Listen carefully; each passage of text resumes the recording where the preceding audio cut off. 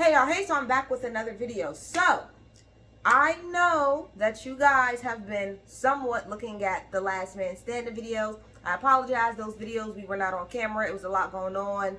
Long story short, on camera now, right? We're back. Hello. He can say hi. Hello. I don't know what he would like to be called. We could just call him the guy. There we go. Alright, so anyway, watched both seasons of Last Man Standing, Naked and Afraid. Had no idea that a new season was out. We were in DC for Beyonce, the Cowboy Carter. She was. The Cowboy Carter tour, night 2. If you know, you know. The vlog is coming soon. That's for another video though.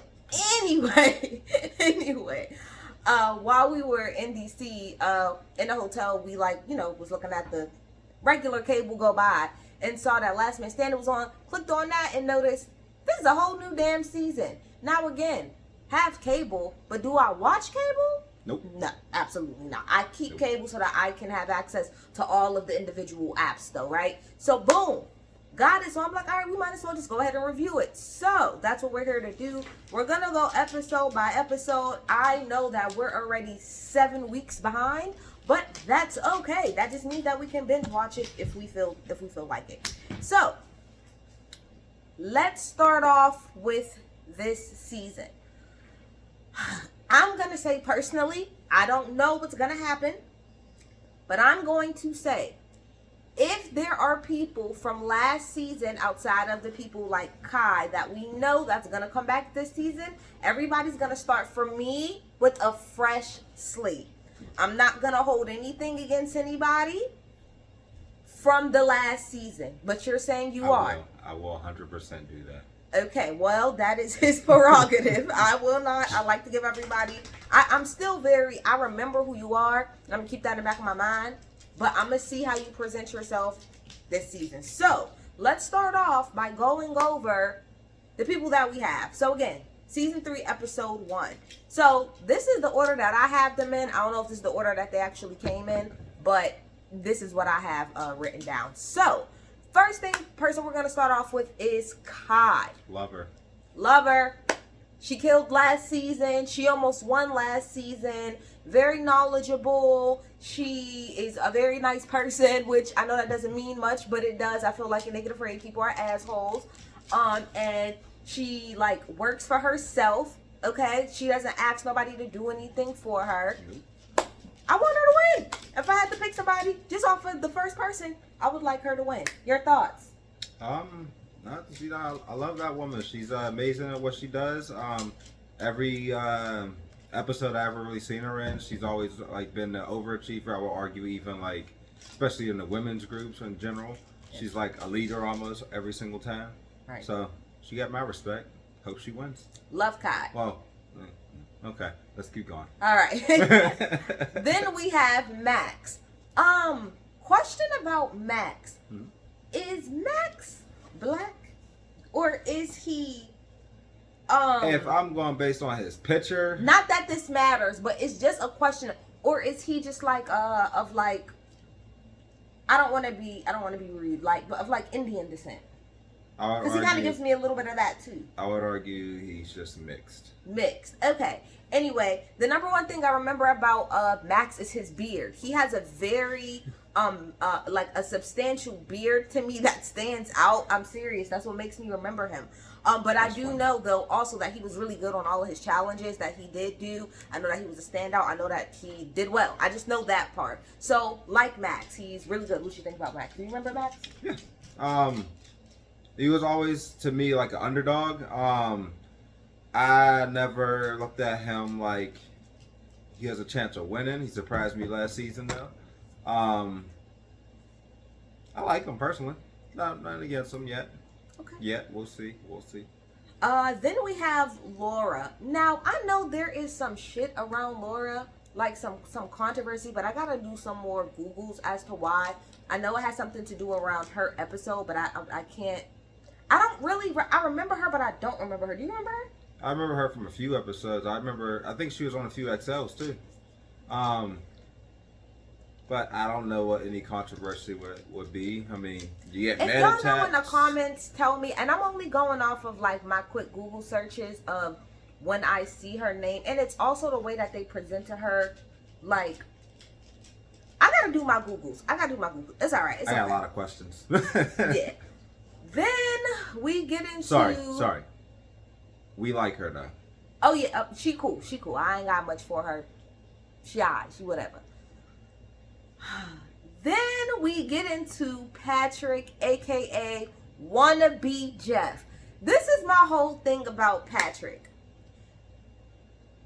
If you watch The Real Housewives or any type of like love and hip hop reality scripted type show like that, there's always that one person that is trying to produce the show. That's where she was going with this. Like, you don't watch what I'm saying. There's always somebody that it is obvious that they're going out of their way to try to make a scene for the show versus just letting things, just naturally play out. It's already a contrived situation. We don't need you to do all of the extra stuff for the show. You're not a producer. And more importantly, you're not Jeff. You need to get your own personality, get your own shtick, get your own thing, brother, man. I'm sick of it. And we just started. But it's the way he came on. Like, you even low-key trying to steal Jeff's little phrase. Like, this is what I live for. Like, no, you're not Jeff. And that's going to be my critique throughout this whole episode. You're not Jeff. Sorry for the mini rant. What do you think of Patrick?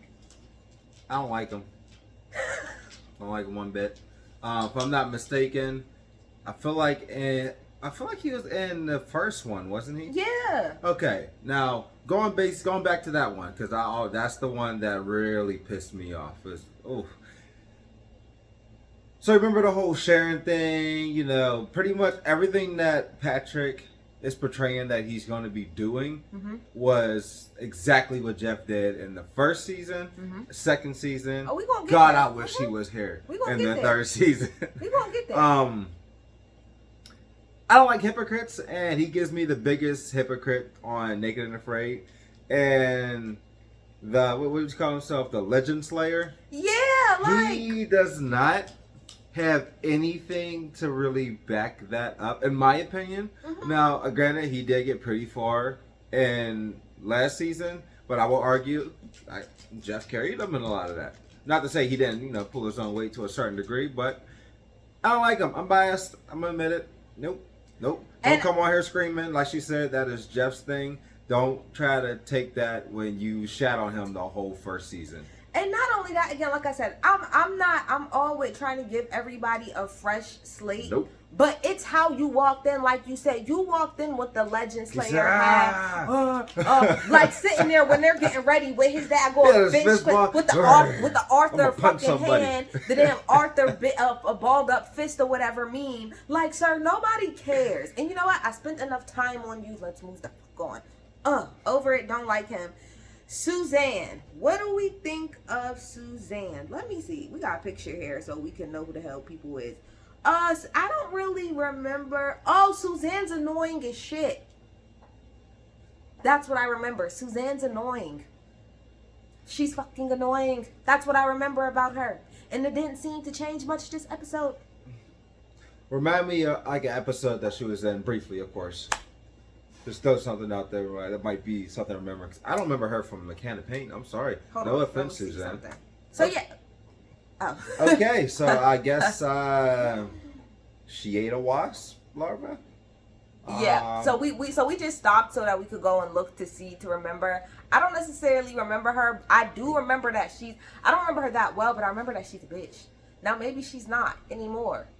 Hope not. Hope not. So I guess she could give me those vibes, but anyone could. True. Okay, then we move on to Trent. I didn't remember Trent like that, so I don't really have much commentary. Did you remember Trent? I feel like I remember him from an Africa one, but I can't say for sure. But if he is who I think I remember, yeah, I don't say he has a high chance, but he has a good chance of doing well. Okay. I like him relatively. Then we have Jermaine. Now, the only reason I remember Jermaine is because he was in the Frozen Naked and Afraid, and I specifically remember that there was a black man on Naked and Afraid Frozen because I was like, we don't do that. So yeah, I do remember him. He did do pretty okay on that. I feel like I don't know why I feel like if you can survive in that type of cold, you can survive in the opposite, which is the heat. I could be absolutely wrong, but that's just my thinking. But do you remember him at all? Nope, I didn't watch the Frozen ones, which I truly regret. When she said that they're gonna watch, I said those men are gonna freeze their balls off. That's gonna be the first thing to get frostbite. He didn't realize that they started them off, with the high. They wasn't just going to lead them out there for real, I mean, it is called Naked and Afraid. And I wouldn't be surprised if that's how they started. And then realize, it's a little too cold for them. Right. So then we have a helicopter pull up. So honestly, I really did think that it was Jeff stepping out. And that's how Naked and Afraid really tried to set it up. Like, they tried to make it seem like, oh, Big Dog's coming back. But, I mean, to be fair, it was Matt. And Matt really is, like, very, very good on this show. Very good, really good with, like, a bow. Always gets very, like, big kills. So, him and Jeff, really, they're pretty much on the same, like, legend, I guess you would say, type of pedestal and tier or whatever. So, yeah, he's really good. I think that he's going to, make it far well, given what we know about him at the end of this episode. But outside of that, I think he would make it really far. What do you think about Matt? I like Matt. I think he has a very, very high chance of winning. If you get that man a bow, he's going to feed a village. Right. Yeah. I don't know much wildlife that you can really hunt out there outside of kangaroo in Australia. Oh, I forgot to say, they are in Australia. I didn't even say that part, but yeah, that's where we at. But outside of that, get that man a bow, he'll get anything. He'll even get you some fish with that if you get a chance. So, pretty high chances. If you got a choice, go on his team. Then we have Darren, which I simply call the rat killer because that episode has traumatized me to this day. When that lady, I can't even remember who his partner was, but when she was going off like, enough, I felt her. I really did feel her because enough is enough. It's just too much. It's too much. That boy was feasting on that episode. That was the first episode we ever seen him in? Yeah. Mm-hmm. Yep, that man was doing well. I said, we need to see more of him. I was surprised he wasn't in like XLs and stuff like that because again, I feel like that man was gonna do numbers. I thought he was gonna be like up there with Jeff and them. Yeah, I think it's obvious that he spends a lot of time like outside and doing survivalist stuff. He seems to be very knowledgeable about the things. I mean, outside of the whole rat little situation, I do think that he's really, really good. Not that makes him bad or anything. That's just what stood out about him to me. To me, if you can hunt rats in a Naked and Afraid environment, you can hunt rat. You could survive anywhere on this planet Earth because there are rats everywhere. Yeah. So then next we have Chini. I remember Chini because Chini doesn't have on the glasses right now, but that's the girl with the glasses or whatever. She's military background. Military background. She's really, really good. I think she's gonna make it really, really far. If you guys anybody watches the challenge, she reminds me of Tori's ex-girlfriend. No, not Tori's ex-girlfriend.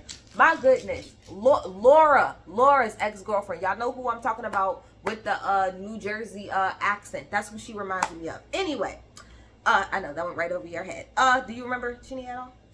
I know she's very masculine, and this might be a trigger to some people. I do apologize, but why do women always gotta compare themselves to men? Just be who you are and be an overachiever, be a strong individual that we clearly know you are. But I noticed that she's short, but she is very loud. And she might do very well. Episodes, I can't say I remember episodes per se. I remember seeing her in Naked and Afraid saga just in general. So, good luck to her. And then we'll go over both of the way that they said it on the show was Kayla. They said Kayla C and Kayla H. Although, like you said, it's blonde and dark hair. That's what I got. Yeah, both of them, to be quite honest, don't really remember much. I remember blonde hair. I remember the dark haired girl more than the blonde haired girl. I remember the blonde Kayla just because I remember all her partners tapped on her and she hit an all-time low, which I can't blame her. You know, it gets lonely out there, and especially if you're already down on yourself. Yeah. She came through. She got that. I think it was a Cayman at that time. It wasn't a big one, but it was enough to keep her alive. Right. And I don't know if this is the same episode or a different one, but similar situation. She was by herself, and when she just got the reluctant. This was an XL episode I'm thinking of actually in this situation. And she ended up, like I said, being an all-time low, and then she just pushed through that night. The next day, she got a decent-sized Cayman. Yeah. And then I think it was Kai and another girl that ended up walking up on her camp, and it was like, "Yeah, girl power." Okay. Which I ain't gonna lie to you, I was feeling that. I was feeling that. So, yeah, I like her. I hope she wins. I was gonna say right now, y'all better not underestimate that girl because she got this. Then we have Trish. What I remember about Trish is she was annoying. Yeah, that's what I remember about Trish. She was and I'm only going shit, based man. on this. What was it? She was in her last season, right? I can't remember. Maybe. Oh, am I thinking of an XL episode? Maybe. I remember she was annoying as shit in XL. She was just annoying. Period. Not to say that she's not good at getting things, but she was annoying personality-wise. That's what I remember. And then we have Jamie. I don't remember Jamie. Jamie is from Scotland. He's the one with the accent. No, the accent. He's Scotland, obviously. No, I don't remember him at all. But we also didn't watch every single Naked and Afraid episode. No. Probably all the XLs. I will argue probably all the XLs. Yeah, I would say maybe like the last. I'd say like 4 years, maybe not as much. But in the beginning, oh yeah, we were episode. in the money. Hell, yeah. I still want to go on Naked and Afraid. If you guys want to see that, let me know. I'm a little skinny guy, but I think I could do this. I don't like bug bites, but I think I could do this. Anyway, so do I remember him though? No. I don't know. He gives me Viking vibes. If he give me Viking vibes, you survive anything. You go, my Viking friend. Is it because of his accent? It most likely is. Of course it is. Anyway, let's move on. So I have on my notes here that Patrick is already overproducing. Again, like I said, so everybody kind of comes, to the circle where they're all gathering up to, get their bags and everything. And here he goes, just standing there. And Matt is like, what does your hat say? Does it say legislator? Yeah, cause the big dogs are out here. It's just like, bruh, you guys are about to be naked in the wilderness. We don't need no more producing. That's the episode. The concept is the episode. Anyway, so they get their bag, and the bag has, a map and some other shit in it. So they gotta start off. Sorry, it was a map and flint. A flint. Sorry, yeah, because that's gonna tie into the first challenge. So the first challenge is for them to create a fire, put that fire on something that's like buoyant or will float. Float said fire over to, what is it called? A pyre, and then swim over to land and grab their little other map that's off the tree. So the first woman and man will have their pick at either a bow or some fishing hooks, and then the last 2 men and the last 2 women will have to go to like a little face-off situation. Now, I said during the episode that if it was me and I won, I would get the fishing hooks because I'm not Katniss Everdeen. Now, he said I could learn, which I'm pretty sure I could, but just going off of first thought of what I know I can use, I know I can use a fishing hook. Well, to answer I don't know about no bow. About the bow part, I only said you would be able to do that if you had previous like Naked and Afraid experience. 21 days is a long time with nothing to do. Right. So yeah, you will have some skill, but no, just picking up a bow, no, you would do terrible. Right. So that's exactly why I would get the daggone hook. But anyway, so we start off. First of all, Max was ready because Max had the rip away pants. He had the. And what I don't understand. That man's a stripper. I don't care what anybody say. Possibly because he was really ready. But what I don't understand is why didn't we all just come naked? Because I feel like it's more awkward to get undressed. Of course, everybody, you know that everybody's gonna see you naked, but I don't know why. To me, it feels more awkward to get naked in front of everybody versus to just show up naked. I would argue that's only because you don't be naked around other people. I mean, well, that's a fact. These people are veterans at being nudists, apparently, and getting bug bites and tans and whatnot. So, no, I'm pretty sure it wouldn't be a big deal. So first thing they do is everybody runs to go and find a rock first. So I asked you what kind of rock you would look for, and you said you didn't really know. The way that they made it seem is, I guess, one that got as much of a sharp edge as possible, or whatever you can get sharpened. A rock You that wanted you a can 90-degree angle is what they That's were what he trying said. to Yeah, say. 90 degree. Obviously, everything sounds good and on pen and paper. In practice, obviously, you got to think this is a spark. You're sweating. You drips from your nose, which, because when you start sweating and you're looking down, it's going to pool on your nose. Drip from your nose. Could be from your lips, depending on how much you sweat. But all of that to say is getting a spark with, it was a basalt area, I believe they said. Basalt or cobalt, one of the two. I feel like it's basalt, though. You're supposed to find one of those rocks, which is why they put you in that specific area, because you're going to find nothing but those rocks. Use that against your striker, get that going. It sounds good.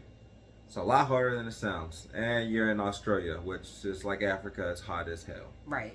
Yeah. So after they go from there, then they have to go to the next phase, which is actually making a fire. So everybody starts grabbing, whatever it is that they think that they can use. What's it called? Tinder, right? Mm-hmm. Different little tinders. One thing too, if you guys ever find yourself in a survival situation or on this show,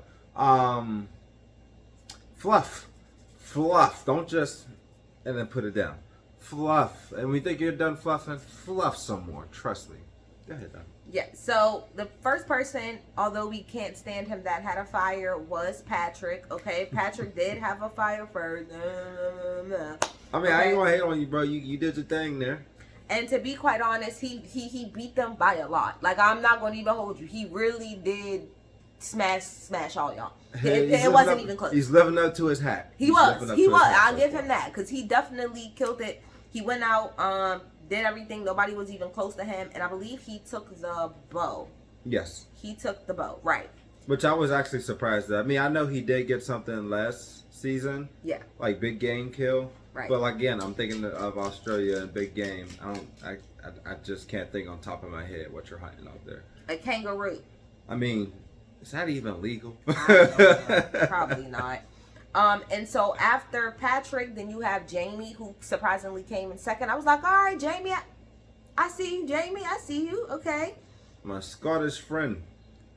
So then we move over to the women for a quick second, and we have I think Kayla, was it the blonde Kayla? Blonde Kayla. Blonde Kayla, who she comes in first, and she takes the fish hooks, like I said I would have. And then you have Laura, who comes in second, and she takes the bow.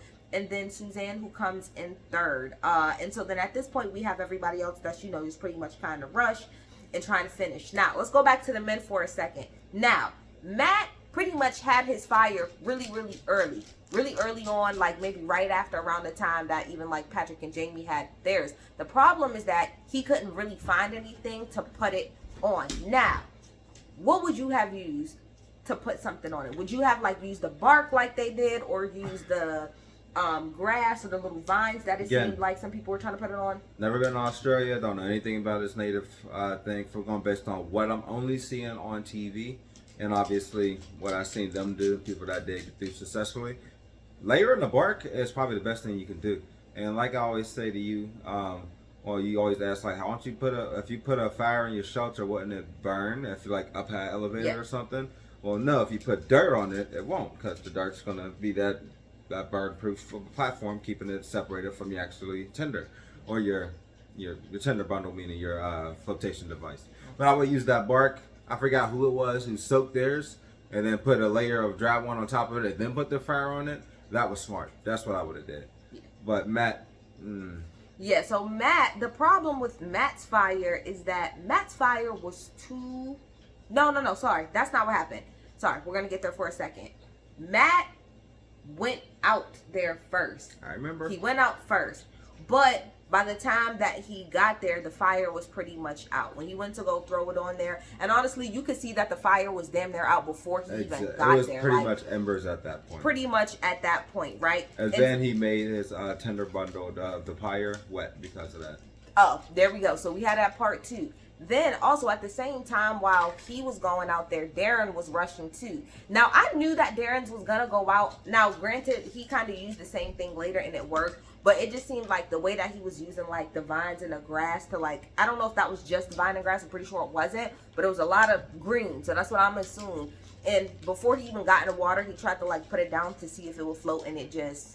Well, it was more so, like he said in the actual episode, it was like a stick. You know, if you just put some stuff together, one stick that just flays out, that's what flicked his fire into the water. Got it. Yeah. Okay. So, but then in the meantime, we have Max, who's out here killing it. He ends up coming in third, like, even though Matt and Darren had did all of that, ends up coming in third, right? Darren ends up coming in fourth. Now let's talk about what happened with Matt's fire.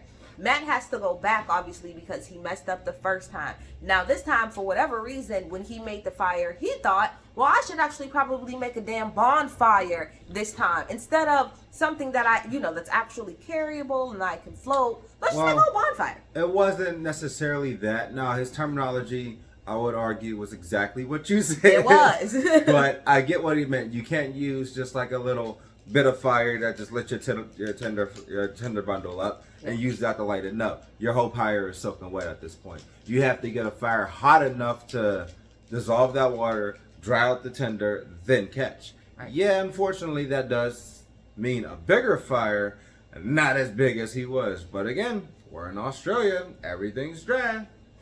People got to take that into consideration, but they were rushing. So, in the meantime, while he's working on that, we have Jermaine and Trent that are not able to catch any type of fire at all. Now, eventually, Jermaine is able to get a little bit of something, while Trent is still over there, like, struggling. So, we have Jermaine and Matt pretty much go out on the water at the exact same time, pretty much around the same time, right? To try to go ahead and see, who's going to make it before, they end up in the second to last spot.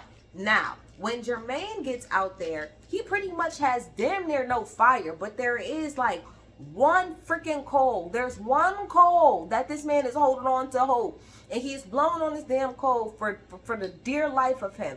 I really wonder how long he was doing that. Forever. In the words of Cardi B, forever. Okay, forever.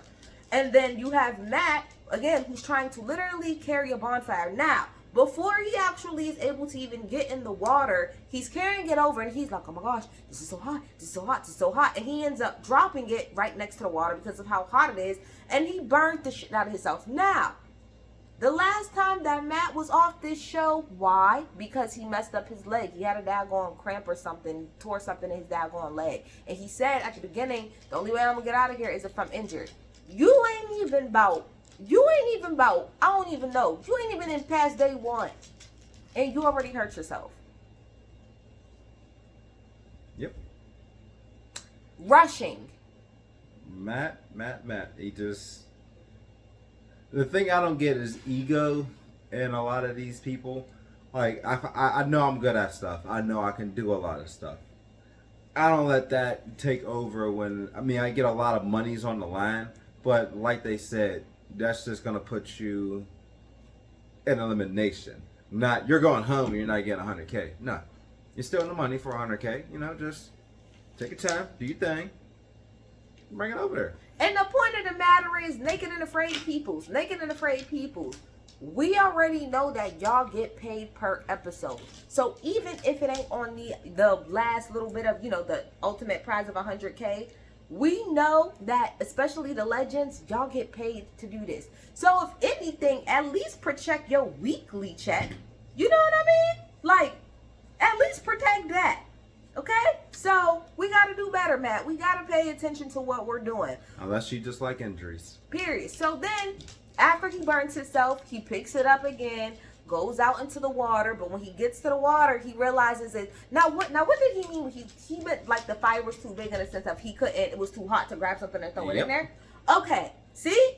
Do you see the issues But that we're you gotta having, keep in Matt? mind, he did just burn himself. I understand. And when you burn No, yourself, trust me, I know. even if it's slightly warm, baby, it's on fire. Where that mark at? Where is that mark? I wish I could show y'all the mark that's still on my daggone arm. I wish you could see. From working at Brugger's Bagels and burning myself on the daggone oven by accident. And like you said, being in the kitchen while it's hot. I burned all my fingertips on my current job. My first month still in training. Yeah. Oh my goodness. And they said, yeah, you still gotta work. As soon as I put my hand in that heat window. Woo! Yeah. No. Wasn't okay. So, long story short, Jermaine was able to get his little itty bitty cold to work. He kept blowing and blowing, but it did work. And he was able to come in. Was it fourth or third or fourth, whatever the hell it is. The last two people, come in last. Exactly. The last two people was Trent and Matt.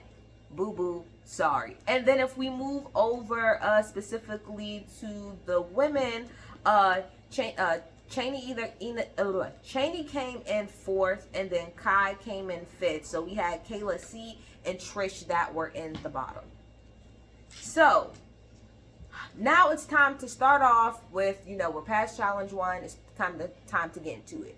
Now, the first zone, they're calling zone 1. They're saying that there's a lot of crocs around here, that there's a lot of boar around here. Now, although that's a little scary, that's actually a little, makes me a little, welcoming. Yeah, like that means there's big game here. Like, there's stuff to eat. Bacon. But I don't know about bacon. Who did we watch where they made it their mission to catch one of them damn boars? It's the guy with the thick, is it a Russian accent? You know what I'm talking about? Bolin. Oh, that's my guy right there, too. Was hell bent on getting that damn boar. Where you at, Bolin? Yes. I don't know. Was he in last season? I think he's in season 1 after. Yeah, I think he was in season 1 for sure. So then we have, the camps that kind of starts to split up. So we have the winners camp, which is all the people that won, and then we have the losers camp, which is all the people that lost, and then we have 2 more different camps that's in between. Or I think it's 3 other camps that's in between. So there's Laura and Max that are together, and then we have Suzanne and Jamie. Let me say this. Let me say this. Let me say this. When Jamie came to the camp, he was by himself, okay? Cool. So far, Jamie don't seem like a mean person. He seemed like he cool, calm, and collected. When Suzanne, whatever, however you name her, say her name is Suzanne or Suzanne, whatever. When she came in, now I did laugh because when he first started talking, I did not understand what he was saying either, to be fair. I don't understand how no one can understand them. And she was like, huh? And then he said it again, and then I understood. And it took her 3 times, and she was like, what? She was like, no. This is not going to work. This is not going to work because I don't even understand what you're saying. Open up your ears. Open up your ears. Stop being dense. This is not, I don't know where you're from, Sistren, but wherever you're from, it's not there. This is a melting pot of different people from all over the world. Nobody got time to be hearing, ooh, I'm not going to take it there. But y'all know where I could go. Chill out. The accent ain't that heavy, Sistren. It's not that heavy. And this man literally had to Americanize his damn voice. If you heard him say it on the 4th time, he literally had to Americanize his voice for you to hear him. I'm not going to be fake. That's like me walking around faking a Spanish accent just so that somebody that's Spanish can somewhat understand what I'm trying to say. No. It's not that far off. So don't piss me off, lady. You couldn't, she didn't even come in there and say, hey, what can we do?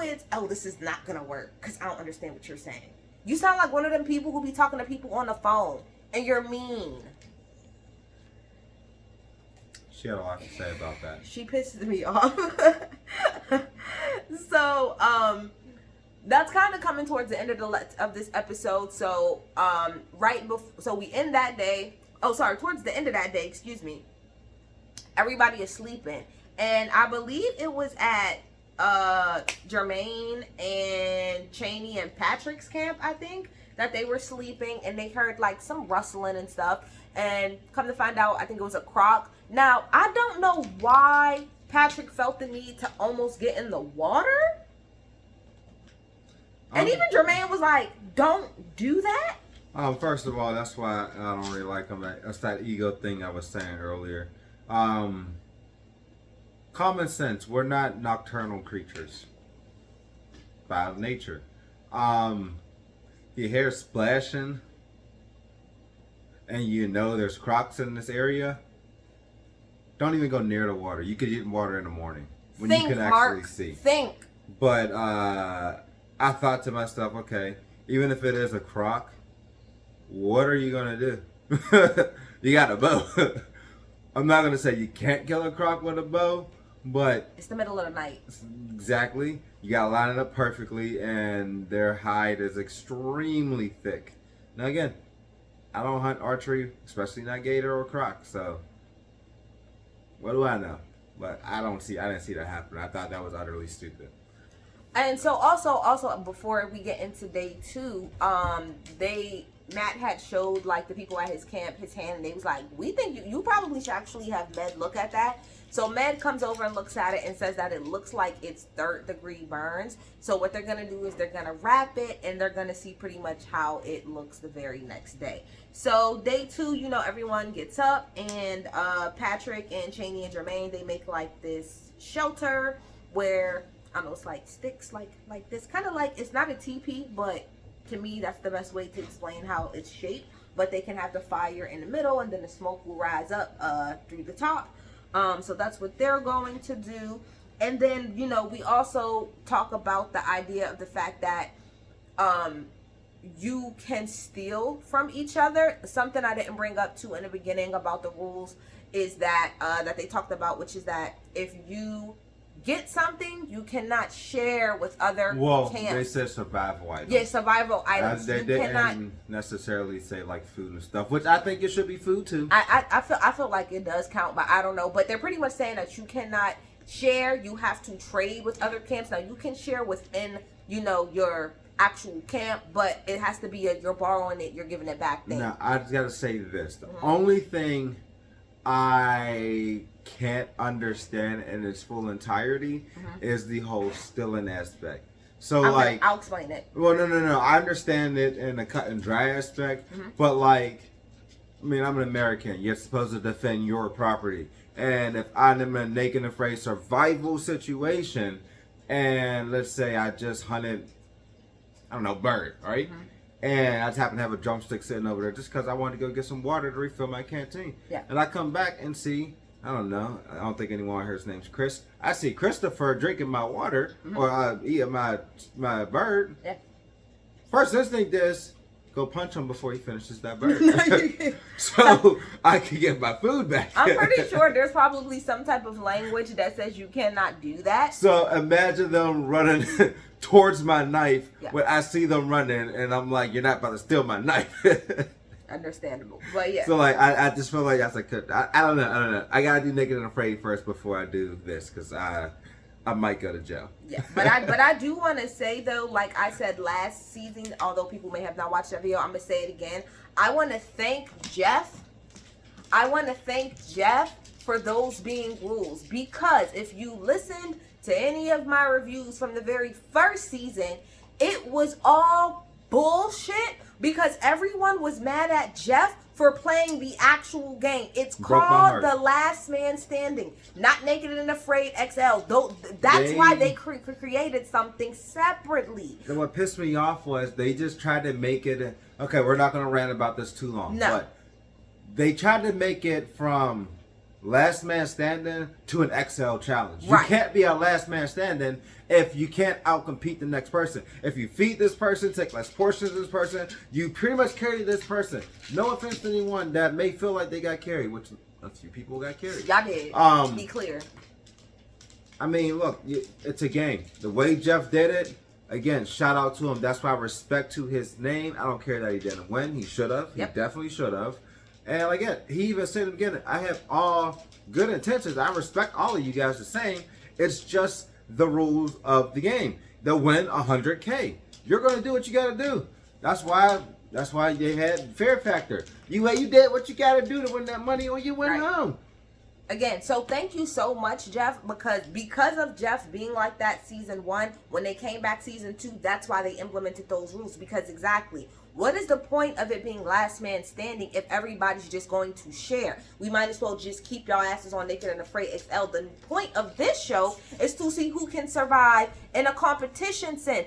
Bitch, y'all watch The Challenge. Y'all watch Fear Factor, like he said. Y'all watch Big Brother. Y'all watch Survivor. Why is that so hard to comprehend? It's really, really not. So again, thank you, Jeff, because now we have those rules. Now again, as far as the stealing thing, it has to be outside of certain bounds. So when we get into, I don't know, is that this episode or next episode? Because I don't want to talk. Yes, you do. Yeah, actually, so day 2, remember I told y'all Suzanne was being an asshole, right? So Jamie says pretty much in his own little confessional thing, like, look, I can kind of already peep what type of time she's on, but I'ma just play nice. I'ma act like I'm her best friend. And what he did was he took one of the hides, because she kind of had it like sitting somewhere like where probably it was a little bit out in the open. So he took one of her hides and put it like maybe with their stuff. And he said, I'ma do that so that I can tell her, hey, somebody was trying to steal your hide and I actually got it back for you so that she can be my friend. And I'm like, that's how you do that, Jamie. Because I don't trust her at all. Not gonna lie at all. Okay, so we kind of glossed over Jamie's whole thing from the beginning. He was supposed to say, the rules of the game, I'm going to play everyone. I'm building an empire. I'm going to have everyone feel like I'm the nicest guy when realistically I'm just bending the rules to my favor. Right. It's laughable only because it's like, bro, end of the day, there's not going to be a voting thing. It's a matter of if you can outcompete this person in a challenge. And if not, it ain't about who likes who. But it kind of is, though, to a degree, a little bit. Because think about this. Part of the reason why Jeff went home early is because he did not have any friends. Well, it's not the only when you reason. alienate yourself in that regard, that's what I would mean. argue So yes. that's what I'm saying. But I would say that would be a Patrick based on what I've seen so far. I do think that with the hat. Yeah, I do think that this time, obviously for this show, it's not as needed to be as friendly with people, but I do think it will come with an advantage if you have people that like you. I do. So But it was just funny that he did that, and then he took the. Remember when they first went to camp, he took everything that was there. He said, "Oh, I found 2 knives, 2 hats. Right. Dude, that's about to be your camp. You know what's about to be the camp. Whether you hold it or not, you come on. What are you doing with 2 knives?" Literally. Mr. Rambo. Mr. Rambo. So then we see Kayla H. She catches a really, really big fish. I'm like, that's right. Get to it, sis. Get to it. And then we have the snake wrangler who pretty much comes and says that they've seen these big ass fucking, I don't even know what kind of snake. Tap hands. That around their camp, and that they need to be careful because it will kill 100 humans. Like, why? I want to understand. And where in the evolution chain was that a necessity for that snake to live? I just would like to know. That's it. Somebody drop in the comments. Tell me why that was necessary. 100? For what? For what? Anyway. And then at the end of the episode, we pretty much see Matt's hand. It was not that bad. The blister, when you get burned, it blisters up. And the only reason it blistered up like that is because he dove straight into the water afterwards to finish the challenge. It probably would have kept it up. I mean, 3rd degree is still with a blister regardless. But you're not really supposed to get it wet or cool it down fast. And then we see, and before the end of the episode, we see what's going, like them going into what the face-off challenge is going to be, which has something to do with fire. So it's like, great, my hand is shit, and I have to do something with fire yet again. Fun times. Fun time USA. But I thought the first episode was cool. I'm honestly surprised how long it took them to get through day 1. But then again, this is a challenge. This is not how it is. It's an intro, so it gotta be long. But anyway, I liked it. I think it'll be a good season. Any last shit? Comments? No, I'm looking to see where it goes. I'm hoping Matt's blisters don't bust because that's going to get affected. And good luck in this face-off and this elimination, you guys. All right, we'll be back for episode 2. All right, bye.